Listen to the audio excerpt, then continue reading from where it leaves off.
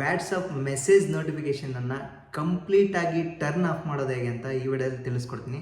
So ಅದಕ್ಕಿಂತ ಮುಂಚೆ ಈ ವಿಡಿಯೋಗೆ ಒಂದು ಲೈಕ್ ಮಾಡಿ. ಸೊ ಯಾರಾದರೂ ಹೊಸ್ದಾಗಿ ನೋಡ್ತಾ ಇದ್ದರೆ ಆ್ಯಸ್ ಯೂಶುವಲ್ ಸಬ್ಸ್ಕ್ರೈಬ್ ಮಾಡೋದನ್ನು ಮರಿಬೇಡಿ.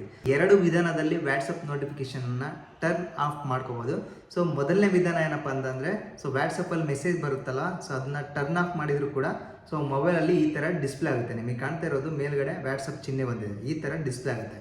ಸೊ ಹಾಗಿದ್ರೆ ಇದನ್ನು ಕಂಪ್ಲೀಟಾಗಿ ಟರ್ನ್ ಆಫ್ ಮಾಡಬೇಕಂದ್ರೆ ಈ ನೋಟಿಫಿಕೇಷನ್ನ ಕಂಪ್ಲೀಟಾಗಿ ಸೊ ಏನು ಬರಲೇಬಾರ್ದು, ಡಿಸ್ಪ್ಲೇ ಮೇಲೆ ಬರಲೇಬಾರ್ದು, ಆ ಥರ ನೋಟಿಫಿಕೇಷನ್ನ ಟರ್ನ್ ಆಫ್ ಮಾಡೋದು ಹೇಗೆ ಅಂದರೆ, ಜಸ್ಟ್ ನಿಮಗೆ ಕಾಣ್ತಾ ಇರ್ಬೋದು ಈ ಒಂದು ಮೆಸೇಜ್ ಬಂದಿದೆ, ಜಸ್ಟ್ ಅದ್ರ ಮೇಲೆ ಕ್ಲಿಕ್ ಮಾಡಿ ಒತ್ತಿಟ್ಕೊಳ್ಳಿ. ಸೊ ನಿಮಗೆ ಕಾಣ್ತಾ ಇರ್ಬೋದು, ಒತ್ತಿಟ್ಕೊಂಡ ತಕ್ಷಣ 2 ಸೆಕೆಂಡ್ ಜಸ್ಟ್ ಒತ್ತಿಟ್ಕೊಂಡ ತಕ್ಷಣ ನಿಮಗೆ ಕಾಣ್ತಾ ಇರೋದು ಸೆಟ್ಟಿಂಗ್ ಆಪ್ಷನ್ ಇಲ್ಲಿ ಕಾಣ್ತಾ ಇದೆ. ಆ ಸಿಂಬಲ್ ಮೇಲೆ ಕ್ಲಿಕ್ ಮಾಡಿ. ಸಿಂಬಲ್ ಮೇಲೆ ಕ್ಲಿಕ್ ಮಾಡಿದ ತಕ್ಷಣ ನಿಮಗೆ ಕಾಣ್ತಾ ಇರ್ಬೋದು, ಸೊ ಕಾಣ್ತಾ ಇದೆ ಆಲ್ ವಾಟ್ಸಪ್ ನೋಟಿಫಿಕೇಷನ್ಸ್ ಅಂತ ಇದೆ. ಸೊ ಈಗ ನೀವೇನು ಮಾಡಬೇಕು ಅಂತಂದರೆ, ಸೊ ನಿಮಗೆ ಕಾಣ್ತಾ ಇರ್ಬೋದು ಜಸ್ಟ್ ಇಲ್ಲಿ ಆನ್ ಇದೆಯಲ್ಲ, ಜಸ್ಟ್ ಆಫ್ ಮಾಡಿ.